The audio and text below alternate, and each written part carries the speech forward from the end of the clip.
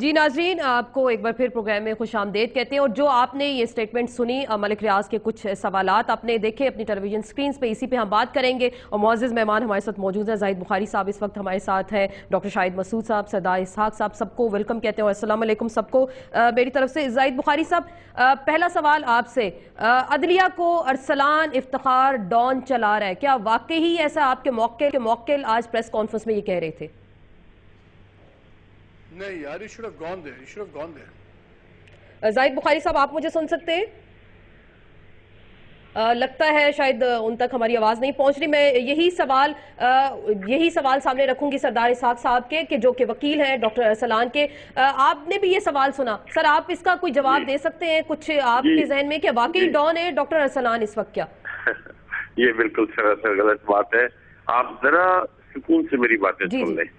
ये जो मुलाकात की बातें कहते हैं ना कि रात के अंधेरे में मुलाकातें हुई, आपने देखा है कि उन्होंने अरसा नहीं बताया कि कब की बात कर रहे हैं। मैं ये समझता हूँ कि हो सकता है ये कि जिन अयाम में ये माजूर थे, घरों में बंद थे, उस जमाने में जरदारी साहब और इनके दरमियान ये कोई बात तय कराने के लिए, अपनी से कोशिश करने के लिए कोई पैगाम लेकर उनके पास गए हूँ। लेकिन मुझे इसका ज़ाती तौर पर इल्म नहीं है। लेकिन मैं ये सुख से कह सकता हूँ कि बहाल होने के बाद हरगिज़ ये मुलाकात होने का कोई सवाल, कोई इम्कान पैदा नहीं होता। और यही वजह है कि उन्होंने वक्त नहीं बताया। ठीक है, मैं यही सवाल ज़ाहिद बुखारी साहब हम सुन भी रहे हैं, मैं उनसे रब्ता करने की भी कोशिश करूंगी। ज़ाहिद बुखारी साहब, आप हमें सुन सकते हैं इस वक्त? क्या अरसलान इफ्तिखार वाकई बहुत बड़े डॉन हैं जो इस वक्त अदलिया को चला रहे हैं? ये हम नहीं कह रहे, आपके मौके इस वक्त कह रहे हैं। और दूसरी बात, क्या वाकई वो अदलिया पर असर अंदाज होने की कोशिश कर रहे हैं? और जो मुलाकातों का जिक्र करें मलिक रियाज साहब, आप बहसीत वकील क्या कहते हैं इस पे? देखिए, मैं बहसीत वकील एक बात वाज़ेह करना चाहता हूँ कि इस प्रेस कॉन्फ्रेंस के लिए ना मुझसे मुशावरत हुई और ना मुझे बताया गया कि इसमें क्या कहना है। ये एक आउटबस्ट है। मुझे ये लगता है कि ये शायद मलिक साहब की डिसअपॉइंटमेंट की शायद के इंतहा का कोई नतीजा है। क्योंकि मैं ये समझता हूँ कि वो जहाँ तक कल मुझे जो मैंने जवाब दाखिल किया, जो मैंने बनाया, जिसको मैं उनकी इंस्ट्रक्शंस में बना रहा था, उसमें आपने देखा होगा कि मैंने फैक्चुअल और लीगल इश्यूज को छेड़ा। और ये वो बातें हैं जो आज की हैं, जो उनके इल्म में थी, जो अभी तक किसी मीडिया में या कम से कम मेरे इल्म में नहीं थी। और ना ही इसका तस्करा जो मैंने जवाब दाखिल किया उसमें बिल्कुल नहीं था। लेकिन वो प्रेस कॉन्फ्रेंस में आप उनके साथ मौजूद थे। एक सवाल का चले, आप कह रहे हैं कि वो फट पड़े आज शायद। मुझे इल्म नहीं था कि ये किस इशू पे प्रेस कॉन्फ्रेंस होने वाली है। और ये प्रेस कॉन्फ्रेंस जो है, उन्होंने जाहिर है कि सोच समझ के फैसला किया होगा और इसमें यकीनी तौर पे अहम नुकात उठाए गए हैं जिसका जवाब जो आ जाएगा। लेकिन मेरे लिए भी बहरहाल ये नई चीजें थी। आपके लिए नई चीजें थी, इसकी वजाहत फरमा देंगे आपके? उन्होंने कहा कि मलिक रियाज ये कह रहे हैं कि जी मुझे यरगमाल बनाई रखा गया अरसलान के हाथों, वो शायद ब्लैकमेल होते रहे या फिर उन पे झूठे इल्जामात लगाए गए। इसमें किस हद तक सदाकत है? जी वो मैंने चूंकि वो मुझसे डिस्कस किया गया, जिसका मैंने जवाब में तज़किरा भी किया है कि यकीनन उनका मौक़िफ़ यही है जो सुप्रीम कोर्ट के सामने डॉक्यूमेंट्स के साथ पेश कर दिया गया कि उन्हें ब्लैकमेल किया जाता रहा और उनसे एक्सटॉर्शन होती रही।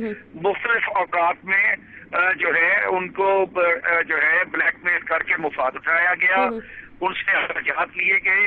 और उसके जो भी डॉक्यूमेंट्स थे वो मैंने आपको देखा होगा 73 पेजेस का डॉक्यूमेंट्स है, जिसमें बैंक की रसीदें हैं, डॉक्यूमेंट के मुख्तलिफ हैं, टैक्सियों के किराए के लेने की पेमेंट्स की रसीदें हैं, वो सारे जमा कराए। बहुत दस्तावेजात हैं जिसका जायजा सुप्रीम कोर्ट ऑफ पाकिस्तान ले रहा है। ठीक, सुप्रीम कोर्ट ऑफ पाकिस्तान सब कुछ देख रहा है। मैं डॉक्टर शाहिद मसूद साहब से जाने की कोशिश करूंगी। ज़ाहिद बुखारी साहब, हमारी रिक्वेस्ट, आप हमारे साथ रहिएगा। सरदार इसहाक साहब भी हमारे साथ। تھوڑی دیر کے لیے رہوں گا. اچھا بالکل جی بالکل, میں ایک دو سوالات مزید اٹھاؤں گی. سردار اسحاق صاحب بھی ہمارے ساتھ موجود ہیں. ڈاکٹر صاحب, یہ اسلام آباد میں ہو کیا رہا ہے؟ یہ اسلام آباد میں آج جو آپ نے دیکھا انکشافات سامنے آئے, اور مجھے تو آج وہ ذوالفقار مرزا کی ایک پریس کانفرنس یاد آ گئی. انہوں نے بھی قرآن سر پہ ہاتھ اٹھا کر بہت زیادہ سنگین قسم کے انکشافات کیے تھے. آج جو کچھ ہوا اس کو آپ کس تناظر میں دیکھ رہے ہیں اس وقت؟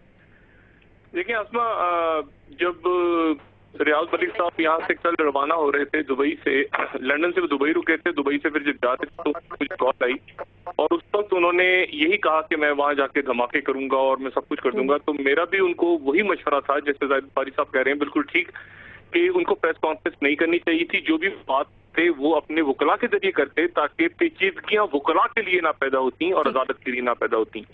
یہ مجھے ایسا لگتا ہے کہ تصادم طرف معاملہ ہے, اور پہلے مرحلے میں شخصیات کو آگے کر دیا گیا ہے, اور شخصیات آگے آ گئی ہیں. اور اب آپ دیکھیں گی کہ اس میں میڈیا اسپننگ شروع ہوگی. اس میں یہ کہا جائے گا کہ جی کانٹروورشل ہو گئے ہیں چیف جسٹس, کیا انہیں بھی کام کرنا چاہیے, کیا انہیں ہٹا دینا چاہیے. وزیر اعظم صاحب نے کل ایک بیان دیا, آپ دیکھیں بڑا کیلکولیٹڈ بیان تھا کہ ہمارا کوئی ارادہ نہیں ہے کہ ہم ریفرنس بھیجیں, انہوں نے اشارہ کیا.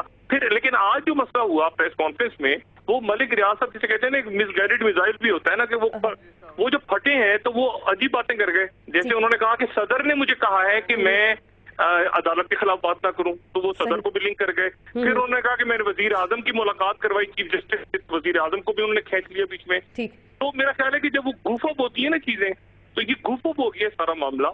اور وہ جو پوری ایک کیلکولیٹڈ تھا کہ اسپننگ کرنی تھی اور یہ کرنا تھا اور وہ کرنا تھا, لیکن اب بھی وہ جاری ہے. اب بھی اگر آپ دیکھیں تو میڈیا پہ کوئی شخصیات اس وقت متنازع بنانے کی کوشش کر رہی ہیں افتخار چودھری صاحب کو. یہ بات آسما ذہن میں رکھیں کہ یہ باپ بیٹے کا معاملہ نہیں ہے, بالکل یہ ایک ادارے کا معاملہ ہے. نہیں, اس وقت ارسلان افتخار ایک ملزم کے طور پہ عدالت میں کھڑا ہے, جہاں ایک چیف جسٹس ہے جس کا نام ہے افتخار محمد چودھری.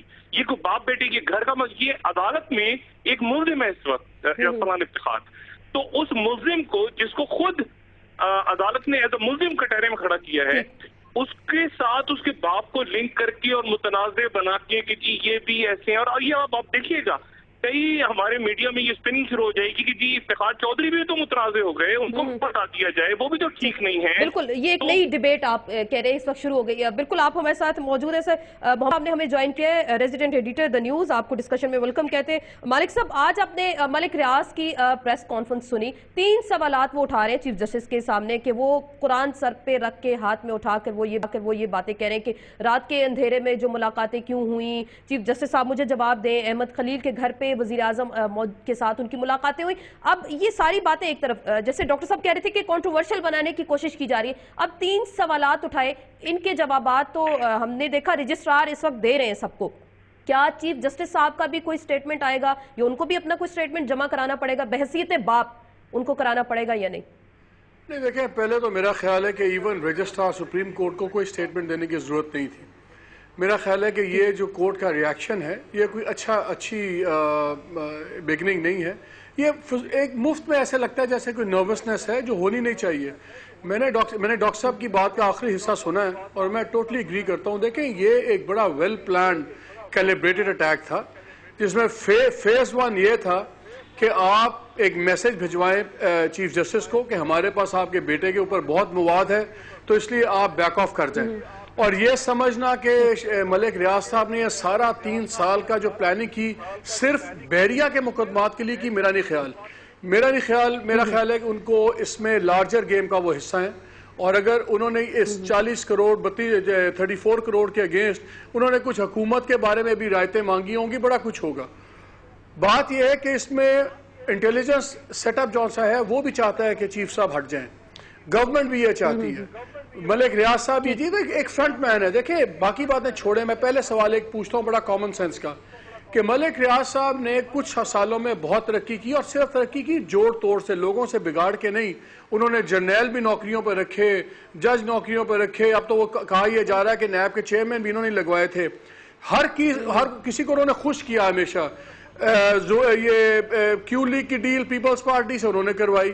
آپ کو یاد ہے میاں صاحب اور زرداری صاحب کی میٹنگ میں قرآن شریف وہ لے کے آئے. ارشد العباد جب اب لاسٹ ٹائم اپنا استعفیٰ ختم کر کے واپس آئے دبئی سے, ان کے جہاز پہ آئے تو یہ تو ہے پاور گیم کی گیم میں شامل آدمی. تو ابھی 2 دن پہلے میاں صاحب کے ساتھ دبئی میں بھی میٹنگ ہو رہی ہے. مجھے اب یہ بتائیے آپ کے خیال میں ایک آدمی جو ارب پتی ڈالرز میں ہے, ڈالروں میں ارب پتی ہیں, وہ ملٹائی بلینر ہیں, وہ کیا صرف 34 کروڑ کے لیے اپنا سب کچھ داؤ پہ لگا دیں گے؟